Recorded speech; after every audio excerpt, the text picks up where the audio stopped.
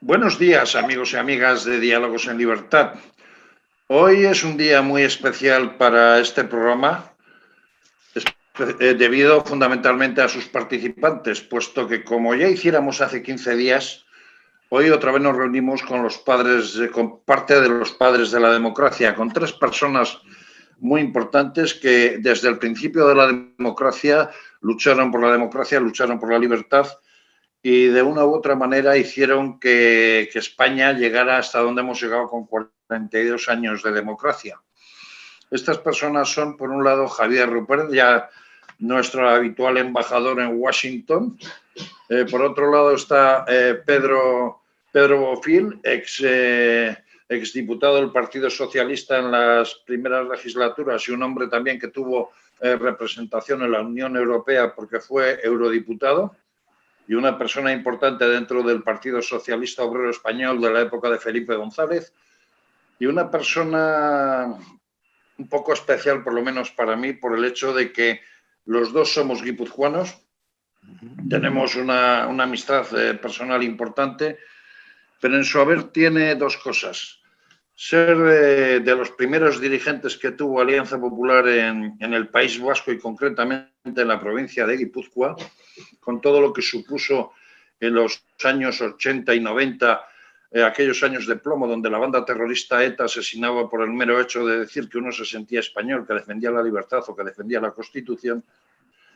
Y luego tuvo una magnífica vista política porque fue nada más y nada menos que el culpable de haber fichado a una persona de la importancia, de la trascendencia y que posteriormente los asesinos de ETA convirtieron en un mito político en España. Estoy hablando de Gregorio Ordóñez.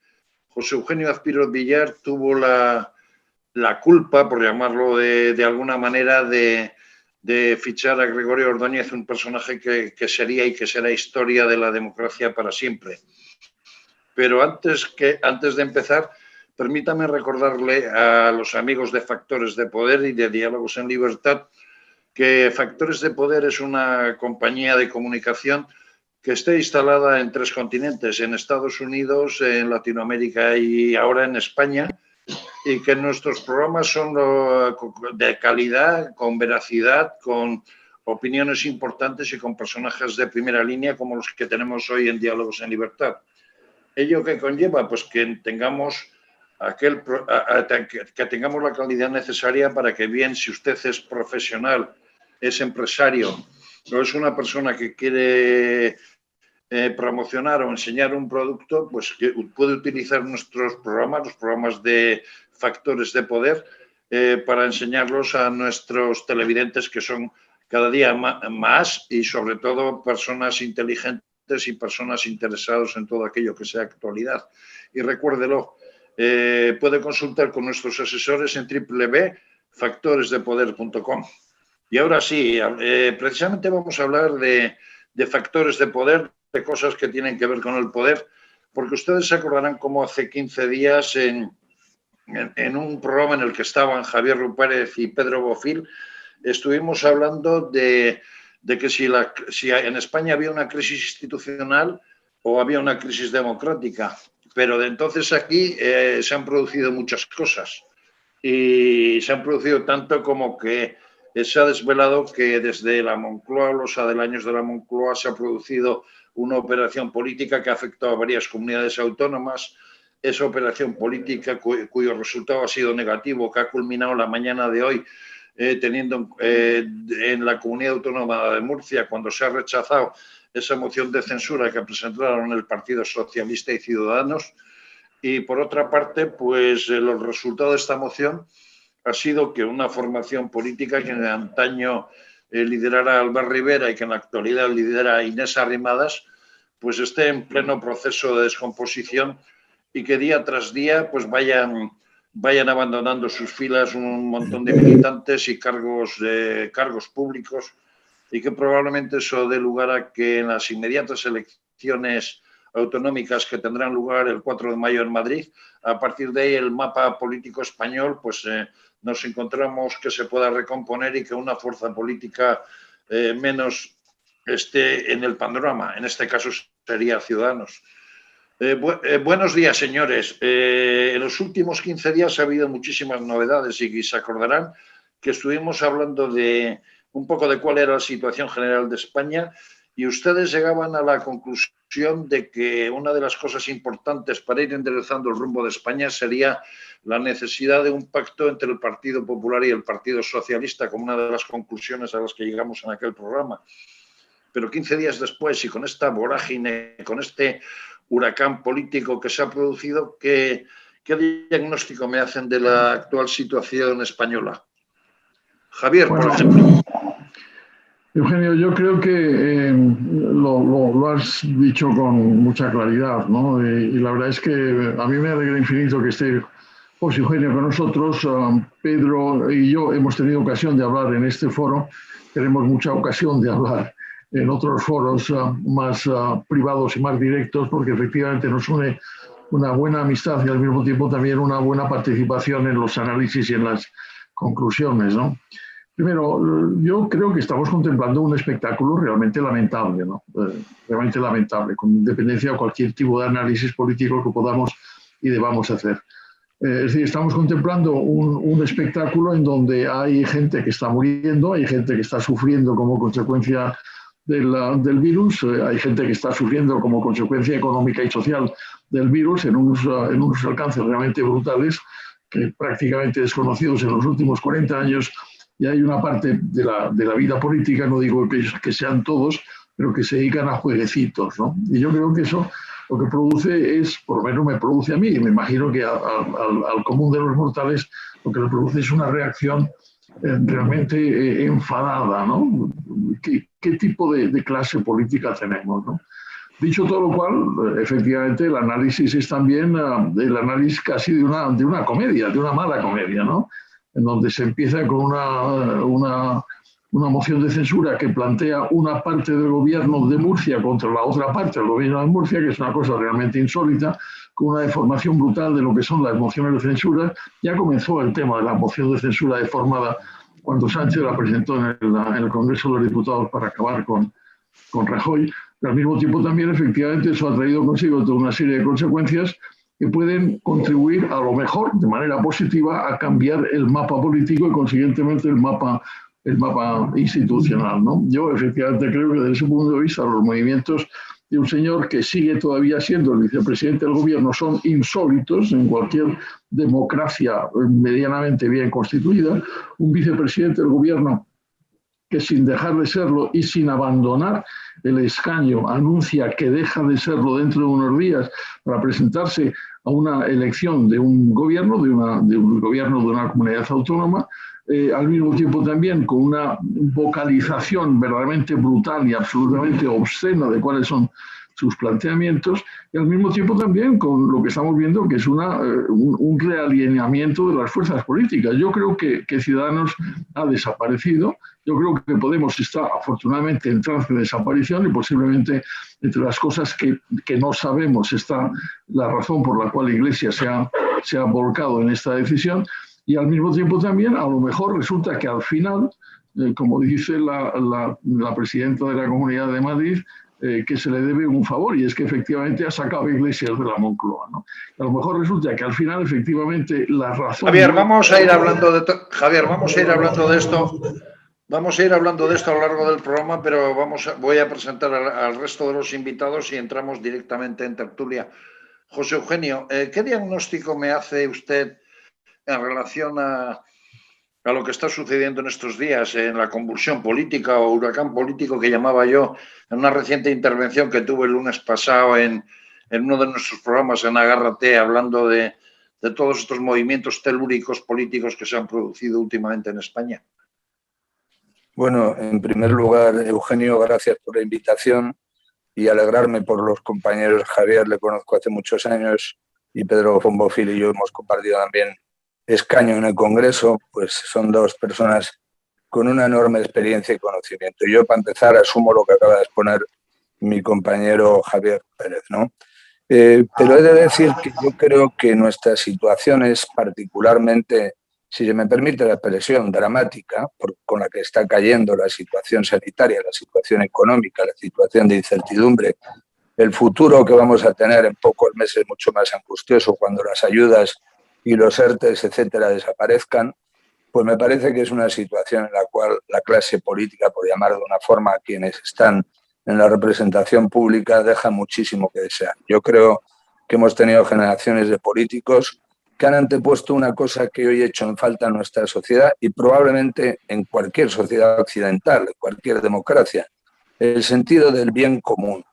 Es decir, estamos excesivamente en posturas partitocráticas y me parece que eso no es bueno. Evidentemente, estos últimos días han sido una aceleración brutal y cuando pensábamos que la cosa iba a estar tranquila y la preocupación de todos era si se abría o no se abría los perímetros para moverse la gente en Semana Santa, pues resulta que se ha pegado, como se suele decir vulgarmente, un golpe en el tablero y hemos visto cómo el señor de la coleta, el señor Iglesias o del moño, como se le quiera llamar, pues acaba de pegar un golpe de irse, ha manifestado que se va de la vicepresidencia, aunque todavía no lo haya hecho, debía ser más coherente y hacerlo ya. Y yo creo que esto ocurrió por varios factores, ¿no? Y me imagino que en alguna ocasión precedente se habrán abordado. Sí. Sí. Si le parece, José Eugenio, voy a presentar Perfecto. a Pedro y entramos de inmediato en tertulia. Don Pedro Bofill, no quiero llamarle viejo socialista porque en absoluto nada es viejo, pero usted es un socialista de los de toda la vida, de los de primera cuña, de aquellos socialistas que lucharon por la democracia y por la libertad. ¿Cuál es su diagnóstico en esto de que se rompe el tablero de ajedrez? Y por otra parte, hay políticos que dicen que en la política eso de que el ajedrez no es válido, no es erróneo, porque la táctica, la estrategia en política es importante y lo que ha pasado tiene mucho de táctica, tiene mucho de estrategia, pero a veces el alfil se pierde, pero puede dar lugar a un jaque mate y perder el rey. ¿Qué opina de la actual situación, don Pedro? Pues mire, yo coincido con el embajador Rupérez, pero no en que sea una mala comedia, es que es una truculenta tragedia a la que estamos asistiendo. Si no tuviéramos la pandemia, sería una mala comedia, pero con la pandemia esto es realmente una tragedia. Hay con ciudadanos nuestros que ya están en las colas, como hemos dicho en otras ocasiones, del hambre. Personas que están temiendo por lo que ocurre con su futuro laboral, su futuro económico, qué puede ocurrir con su familia. Y resulta que de pronto damos un golpe sobre el tablero, pero sobre un tablero de ajedrez que lo grave es que no tiene normas. Porque la única norma que sería válida en ese tablero sería preocuparse por los ciudadanos. Y el rey y los demás, el alfil, la torre, el caballo, tendrían que estar procurando que los peones, el pueblo, los conciudadanos, los ciudadanos en general, pues estuviéramos satisfechos con el juego que están haciendo, porque ese juego está encaminado en buscar nuestro bienestar y en buscar la solución a nuestros problemas que son muy graves. Les voy a lanzar la siguiente pregunta. Ustedes dos me decían hace 15 días en el primer programa que hablamos de este tema que en España no había una crisis institucional, pero desde mi punto de vista la marrullería o un poco las artes que se utilizaron en la Asamblea de Madrid en el momento de la disolución y hablando de que si la disolución entraba cuando se publicaba en el boletín oficial de la Comunidad de Madrid o bien cuando ya firmaba la presidenta, ya automáticamente esa firma era decretable, por llamarlo de alguna manera. Esto no da lugar a que la gente piense que hay malas artes políticas y que la política se está enviciando de una manera en la cual, de ser un arte relativamente noble, porque nunca la política puede ser noble del todo, o sea, se intenta que sea, pero no es noble del todo, pero no da una imagen de tristeza todos estos acontecimientos que estamos viendo en los últimos 15 días. Bueno, no, yo creo que los tres coincidimos, ¿no? Lo dice muy bien Pedro, ¿no? Esto yo decía una comedia, es más bien una tragedia, ¿no? Y lo subraya José Eugenio, ¿no? Estamos contemplando un espectáculo de la clase política realmente horrendo, ¿no? Lo que sí creo es que tendríamos que reconocer que al fin y al cabo la crisis institucional no es tal, ¿no? Por lo menos no es completa. Y más bien yo creo que las instituciones en lo fundamental siguen funcionando, ¿no? Por ejemplo, en el tema de la historia... Javier, en eso no estoy de acuerdo porque cuando en un hecho tan normal como puede ser la disolución de un parlamento, que eso es preceptivo y potestativo de un presidente de comunidad autónoma, para confirmarlo por capricho de quien sea, tiene que intervenir la justicia, eso ya es hacer daño a una institución, ¿no? No, Eugenio, lo que pasa es que tiene que intervenir la justicia y la justicia interviene, existe la justicia, ¿no? Yo creo que eso es una de las cosas que tenemos que recordar, ¿no? La justicia en lo fundamental en este país no ha dejado nunca de funcionar.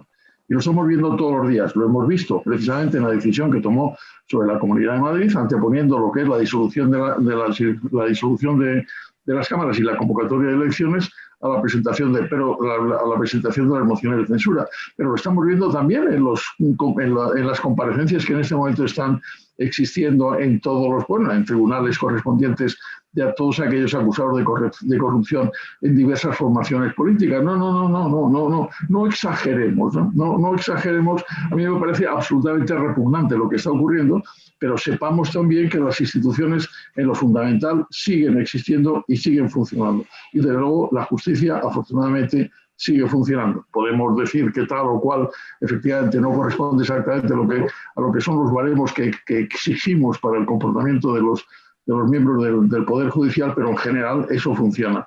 Y efectivamente eso es lo que al final nos salva, ¿no? Yo creo que incluso, digamos, yo estoy, como todos los que estamos aquí presentes, estoy muy preocupado por lo que existe, por lo que en este momento ocurre en España, pero al mismo tiempo también recordemos todo lo que hemos pasado, recordemos todo lo que hemos recuperado, recordemos todo lo que hemos hecho y recordemos que al fin y al cabo tampoco estamos abocados a la catástrofe, ¿no?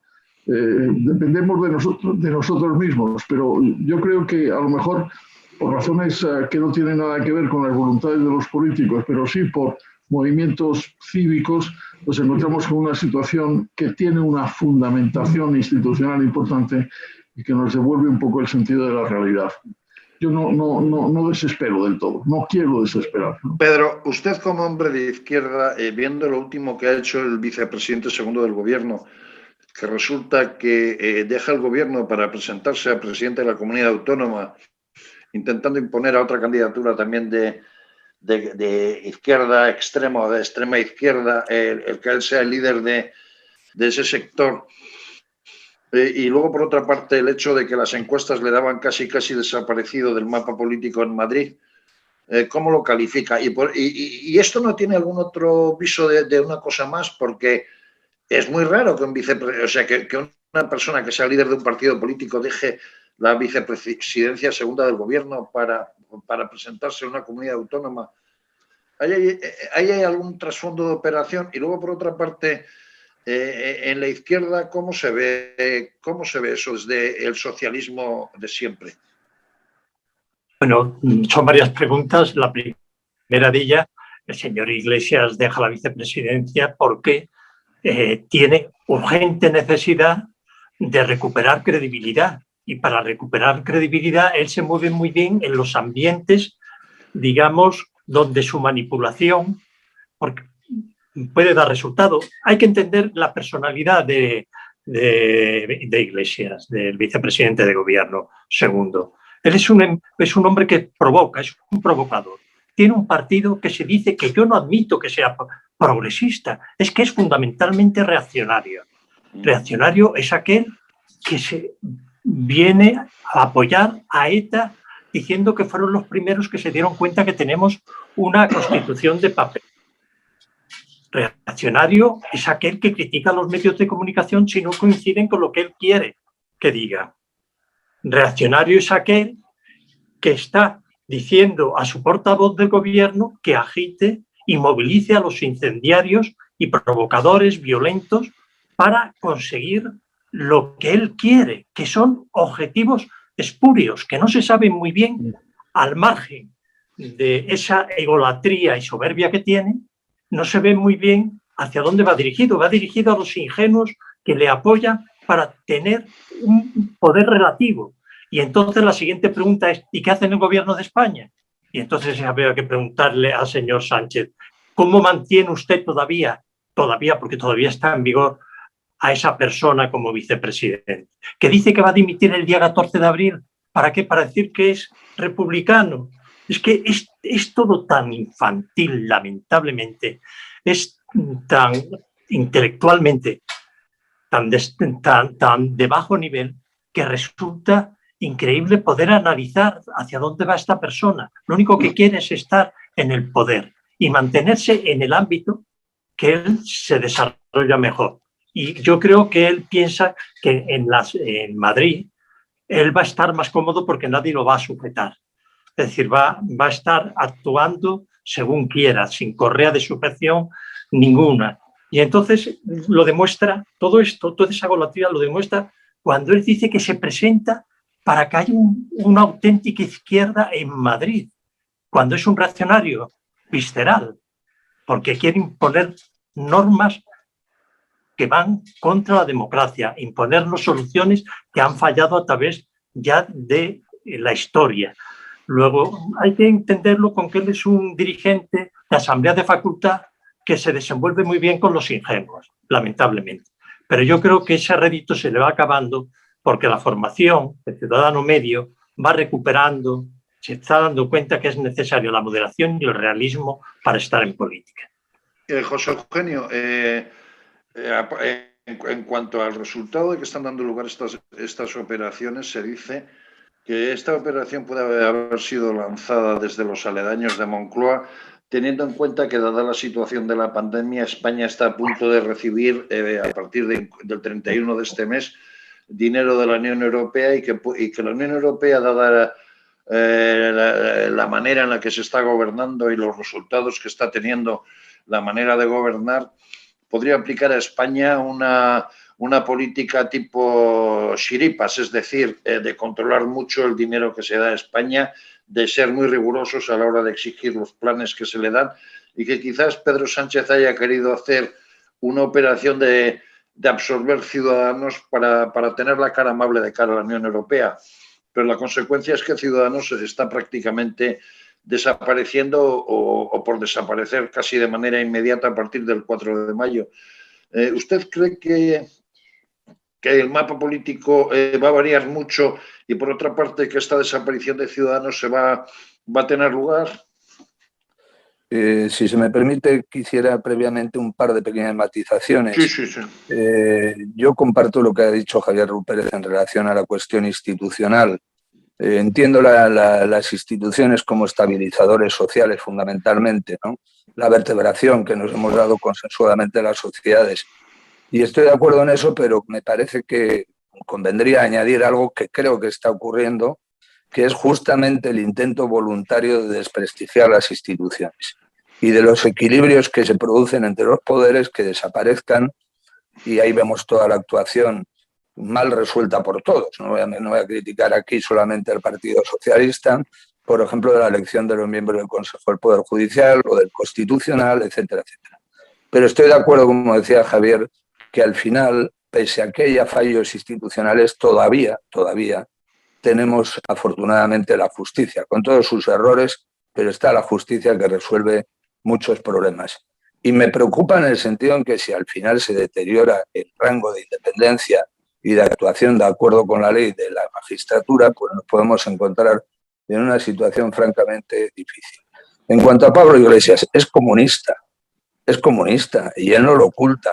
Pablo Iglesias tiene una virtud y es que ha dicho la verdad, y él quiere llevar a España a una república bolivariana, quiere una república, quiere un modelo chavista, un modelo cubano, un modelo totalitario, en definitiva. Y a mí, no sé, respondiendo ya directamente a la pregunta, Eugenio, no sé si ha sido una acción provocada por parte del presidente Pedro Sánchez.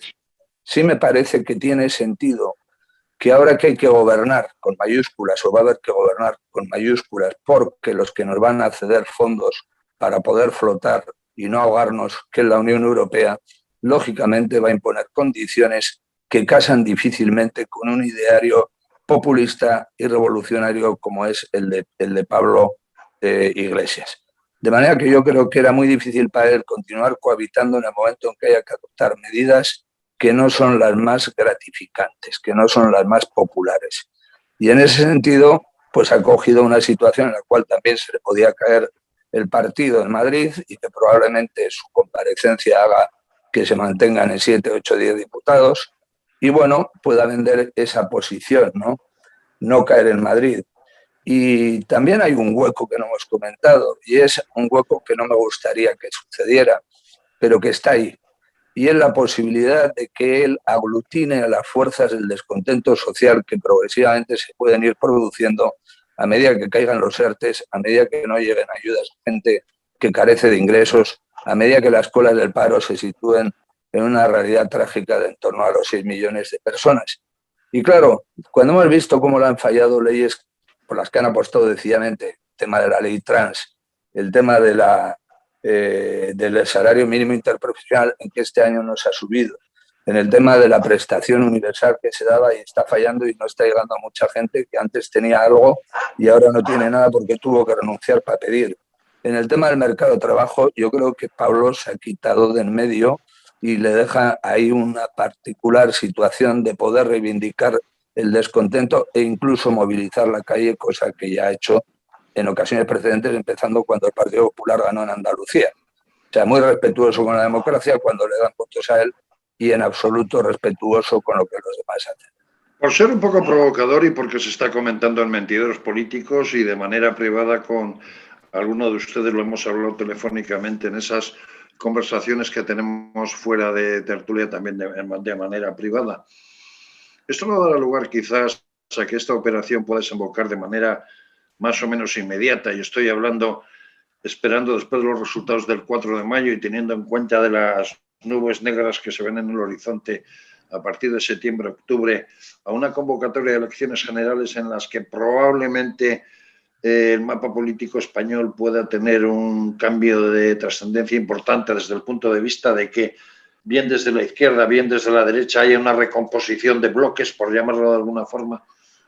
Bueno, eso sería una situación casi ideal, ¿no? En el fondo, no buscada, porque al fin y al cabo todo lo que estamos contemplando son efectos improvisados, tanto lo de Murcia como las consecuencias de lo de Murcia. Pero efectivamente, yo creo, paradójicamente, cuando veía ayer mismo, ¿no?, a Díaz Ayuso decir eso, que España le debía el haber sacado a Iglesias de la Moncloa, en el fondo el que tiene que afirmar lo mismo es el propio Sánchez, ¿no? Es decir, Sánchez efectivamente lo que ha hecho Iglesias también lo ha hecho de una manera absolutamente impresentable, no ha anunciado previamente al presidente del gobierno lo que quería hacer, lo ha hecho en el momento en que el presidente del gobierno no se encontraba físicamente en España, ha pretendido no únicamente anunciar su salida de esa manera, sino además pretender que su propia elegida fuera la que le sustituyera, etcétera, etcétera, etcétera. Pero al final, en el fondo, lo que estábamos viendo antes era una situación, yo creo que insostenible dentro del gobierno, y el Sánchez, de una manera absolutamente inesperada, se encuentra con que ese elemento insostenible ha desaparecido por lo menos del gobierno. Yo creo que, por otra parte, me parecen muy acertadas todas las observaciones de José Eugenio. No sé hasta qué punto Iglesias va a tener todas esas capacidades. Ciertamente yo deseo que no las tenga. Yo observo también que hay un profundo cansancio de todo el podemismo en este momento, no tanto dentro como fuera de España. Es evidente, por ejemplo, que al fin y al cabo en un sector importante formado por todos aquellos países que en su momento estuvieron bajo la dictadura de la Unión Soviética hasta los años 90, en ese momento contemplan con horror el hecho de que en un país miembro de la Unión Europea, como es España, haya un gobierno que está integrado por gentes que son exactamente igual que los agentes comunistas que le estuvieron bajo la bota durante tantos años. De manera que yo creo que hay un cierto cansancio. Yo creo que al final el propio Iglesias lo ha hecho también intentando recuperar algo de los laureles perdidos. Vamos a ver, si todo esto conduce al final a una recomposición de las fuerzas políticas que permitan un acuerdo amplio, no sé si de coalición o de entendimiento entre los dos grandes partidos, el PP y el PSOE, realmente sería bienvenido. Vamos a verlo. Javier, le voy a incidir en esto a Pedro Fildes del siguiente planteamiento. Usted es uno de esos socialistas antiguos, socialdemócratas sin duda, que de una u otra manera no se sienten contentos con la manera que está gobernando Pedro Sánchez y usted, gente como Nicolás Redondo, como Joaquín Leguina, como el propio Felipe González, en alguna ocasión han manifestado pues, que no se sienten muy representados por la manera de gobernar del actual gobierno. Quizás unas elecciones generales podrían servir para dar ese giro quizás del Partido Socialista de cierto radicalismo, de cierto o de cierta una indefinición desde la izquierda, volver a la socialdemocracia o no. Yo creo que unas elecciones clarificaría desde luego la situación en la que nos encontramos. Pero previamente quiero decir una cosa. Pablo Iglesias es un reaccionario, como comunista es un reaccionario, porque el comunismo se ha demostrado que es un movimiento reaccionario, no ha triunfado en ninguna parte. Si ha tenido algún triunfo el comunismo, ha sido fuera de los países comunistas, porque ha permitido que la moderación entre sectores, entre los distintos sectores y fuerzas políticas, en toda la Unión Europea, por ejemplo, o parte de la Unión Europea, la que éramos democrática, pues hayamos podido avanzar en un sistema de bienestar que es un gran logro histórico de nuestra civilización.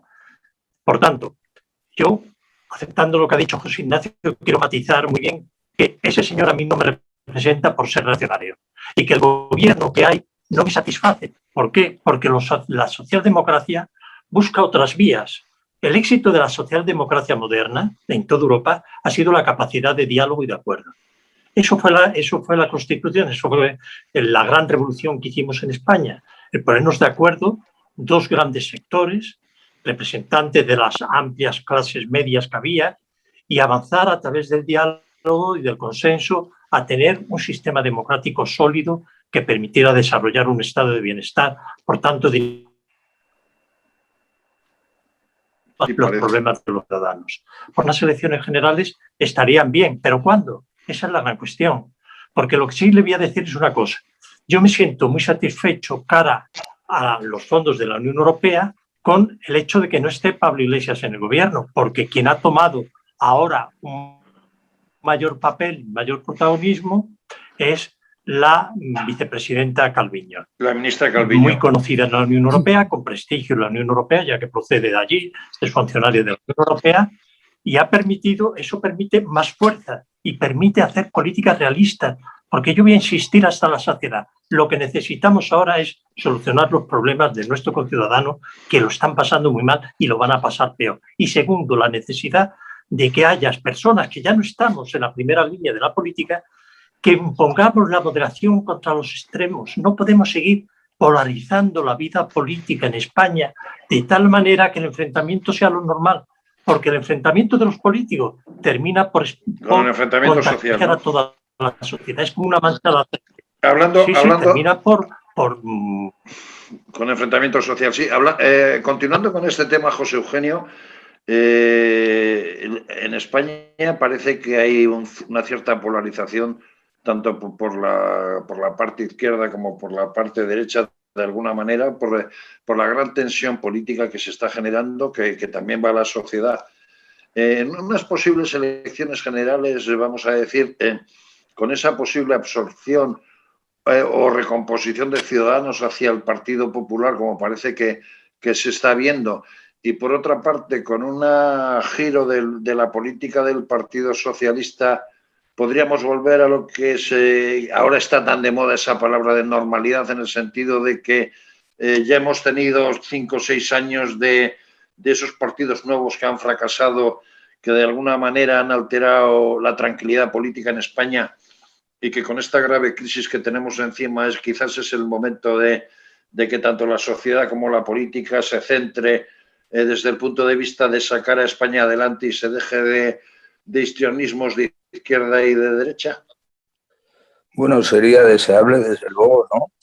y sería deseable en la medida de lo posible, aunque esto es muy difícil porque la situación histórica no es la misma, regresar, eso sí, al espíritu de concordia y voluntad de mirar al futuro todos juntos de la transición. Algunos no están ahí y lamentablemente pues eso también incide, ¿no? Sería deseable porque yo comparto lo que han dicho mis compañeros contertulios, y es que la prioridad de España es que ahora hay que sacar a España adelante, que estamos en una situación francamente difícil, no estamos en una situación de normalidad, que todo va muy bien y nos podemos permitir los lujos de tirarnos determinados trastos a la cabeza, ¿no? Dicho esto, también quiero hacer una reflexión que creo que habitualmente no se hace y me parece que es un error, ¿no? A mí me parece, además creo que toda mi vida y mi vida profesional de abogado también he procurado siempre conciliar y acordar, e incluso cuando hay una discrepancia acordar por qué no nos ponemos de acuerdo, porque hay veces que las ideas o los intereses legítimos son diferentes, pero creo que falta una reflexión de por qué el bipartidismo se rompe y ya nacen determinados partidos que uno puede calificar o no de radicales o más radicales o muy radicales o populistas. ¿Por qué sucede eso? Es decir, algún fallo habrá habido también por parte del Partido Socialista y del Partido Popular. Si se hubieran hecho las cosas bien, probablemente esto no hubiera sucedido. ¿Y por qué lo digo? Porque me parece que eso revela también a nivel socioelectoral que hay un cierto nivel en alguna parte de la sociedad de descontento, de frustración, de decepción. Y esto lo deberían tener muy en cuenta los líderes de los grandes partidos. De la misma forma que deberían tener en cuenta que a veces el interés, antes he citado la palabra bien común, es una moneda que últimamente está oxidada en el mercado democrático. El bien común parece que ya no importa a nadie. Yo cuando tenía 40 años menos oía hablar de eso, ¿no? Y del interés del Estado en el buen sentido de la palabra. Hoy eso se ha devaluado fomentando particularismos y también posturas personales de la gente muy individualista, ¿no? El bien común. Bueno, pues me parece que todas estas cuestiones deberíamos considerarlas, pero comparto con Javier y con Pedro el hecho que ahora la prioridad es sacar esto adelante. Ojalá los líderes tengan la grandeza de mirar por encima del interés particular muy legítimo o partidista y poner encima del tapete el interés de la sociedad española. Yo creo que eso demostraría algo que precisa nuestra sociedad y algo que casi todos estamos echando hoy de menos. Esta pregunta va un poco para los tres, pero empezaré por Javier Rupérez desde el siguiente punto de vista. En la izquierda, y hablando de esa crisis del bipartidismo, desde la izquierda se produjo un hecho importante como fue la retirada política de Felipe González, que era un animal político, un hombre que absorbía toda la fuerza y toda la filosofía de lo que era la socialdemocracia en España. Y por el lado del centro derecha, pues después de marchar Aznar, se acogió a la tecnocracia quizás por la situación de la crisis económica y quizás se olvidaron de distintos aspectos ideológicos o vamos a decir, de liderazgo. Esos pueden ser parte de los problemas que se produjeron en aquel momento, pero en la actual situación, esta crisis que ya parece que no se ve una luz al final del túnel, de que los radicalismos se vayan apartando para que, vamos a decir, se vuelva otra vez al camino de un bipartidismo o de unos intereses de izquierda y unos intereses de derecha, pero al final del túnel para reforzar la democracia e ir a ese interés de bien común. Primero, sobre los temas personales de los políticos, digamos, bueno, al fin y al cabo, tanto Felipe González en su momento perdió unas elecciones como Aznar había anunciado que no se presentaba a las elecciones que efectivamente perdió el Partido Popular. De manera que, y desde ese punto de vista también tenemos una tradición que podíamos poner en duda y sobre la cual podríamos hablar y ponernos o no ponernos de acuerdo sobre si efectivamente los políticos tienen derecho a retirarse o no, ¿no? Bueno, es un tema abierto y al fin y al cabo cada cual tiene sus opciones personales y yo comprendo también, al fin y al cabo todos aquellos que hemos estado en la política también en su momento hemos registrado un cierto cansancio, ¿no? Sin haber llegado precisamente a esa responsabilidad de esto. De manera que, pero en segundo lugar, yo que por una parte tengo y tenemos razones para estar preocupados, pero también creo que debemos tener buenas razones para tener esperanza, ¿no? Y no lo digo a humo de pajas, lo digo también con una cierta convicción porque al fin y al cabo, los tres que estamos aquí venimos de épocas en donde no sabíamos exactamente qué es lo que iba a pasar con España, ¿no? Y los tres, desde puntos de vista ligeramente diferentes, pues hicimos todo lo posible junto con otra inmensa cantidad de gente para efectivamente sacar a España adelante. Y la sacamos adelante, dando a España un futuro, un presente y un futuro como no había tenido en los últimos 200 años. Yo creo que en este momento se están comenzando a producir esas sensaciones que son inicialmente sensaciones cívicas, las cuales conocemos los tres que estamos aquí también, una serie de iniciativas en donde efectivamente nos podemos plantear esas posibilidades. Con ello no quiero minusvalorar la gravedad de la situación. En estos últimos días he tenido varios contactos con gentes que están muy directamente en relación con el mundo internacional, fundamentalmente con el mundo europeo, y lo que me decían, hablando precisamente de la situación política española en ese momento, me decían que efectivamente existe mucha preocupación con la presencia del comunismo en el gobierno, pero fundamentalmente lo que les preocupa es el separatismo catalán y los efectos que tiene el separatismo catalán sobre la vida española.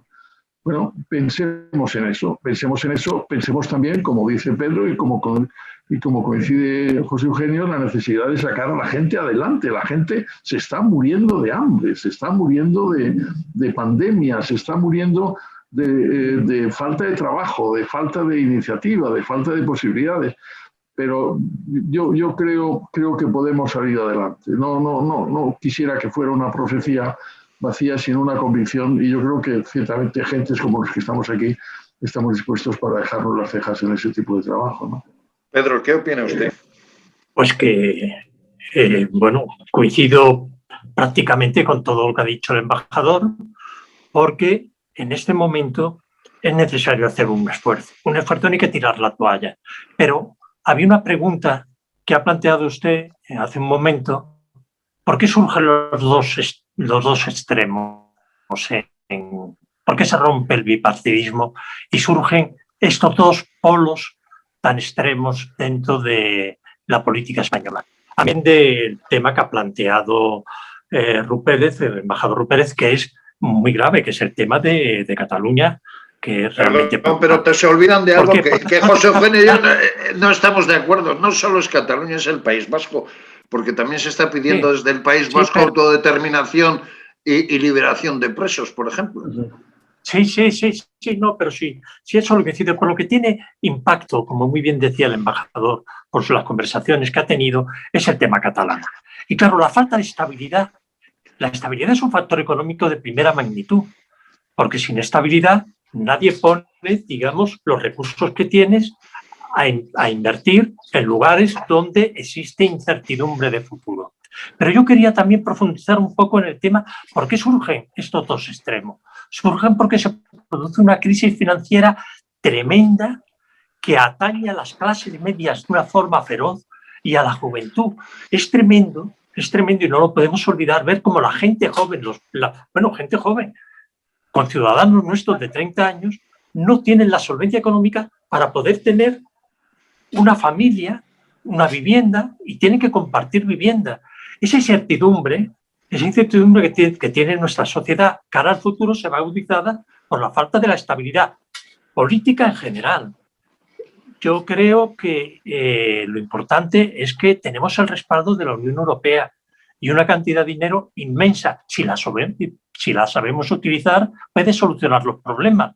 La pregunta es, ¿vamos a ser capaces de digerir y de aplicar adecuadamente el dinero que Europa pone a nuestra disposición?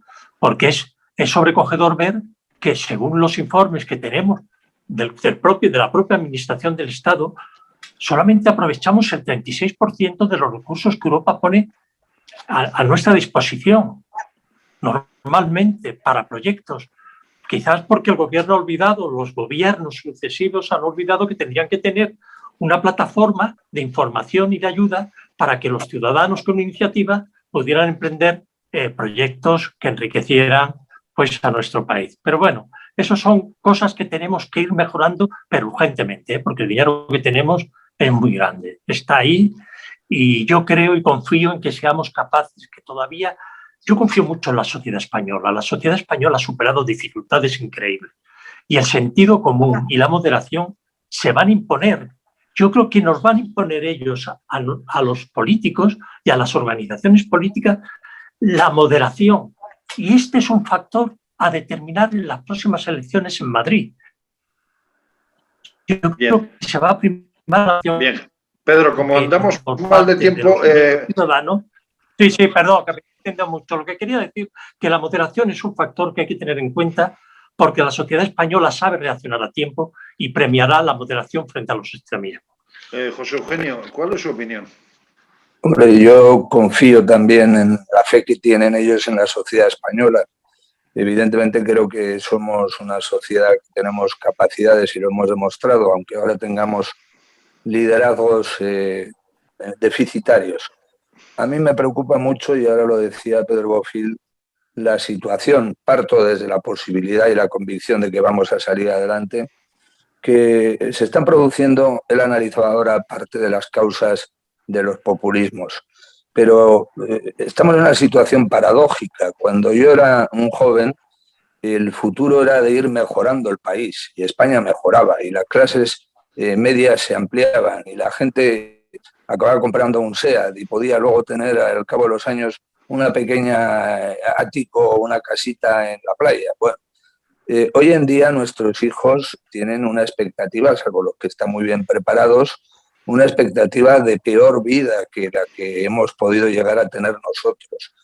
Y en este caso, vinculado a la anterior crisis, la de los años 2008 y posteriores, con la actual se va a producir un fenómeno grave, que es lo que llaman la generación perdida. Es decir, jóvenes de 28, de 30, de 25, de 32 años que ya ni se molestan en tirar currículums a las empresas ni intentar buscar trabajo porque piensan que ya no van a tener ninguna empleabilidad. Y claro, los que vienen detrás son más jóvenes, pero están también mejor preparados y probablemente tienen más posibilidades de acceder a un mercado laboral que está haciendo especialmente dañino en este rango de edad, ¿no? En la juventud. Y a mí esto me preocupa mucho porque esto ha pasado en algún otro país y se cronifica gente que se queda al margen de la sociedad. Y no está muy lejos ese país. Pues, señoras y señores, se dan cuenta cómo hoy en Diálogos en Libertad el consultar a nuestros padres de la democracia pues resulta reconfortante. Primero, porque se encuentran de maravilla. Segundo, porque nos dan unos sabios consejos. Y tercero, porque nos abren los ojos para ver el diagnóstico de cómo podemos ir solucionando estos graves que tiene nuestra España. Por ello, Javier Rupérez, muchísimas gracias una vez más por estar en Diálogos en Libertad. Pedro Bofill, muchísimas gracias también por estar en Diálogos en Libertad. Y José Eugenio, gracias. Sé el esfuerzo que ha supuesto el estar hoy con nosotros y, como siempre, gracias por todo, gracias por mucho de lo que sé, me lo has enseñado tú y hasta siempre, amigo. Muchas gracias a vosotros. Gracias. Hasta la semana que viene. Gracias. Muchas gracias y un saludo para todos. Igualmente, gracias. Gracias a todos. Gracias.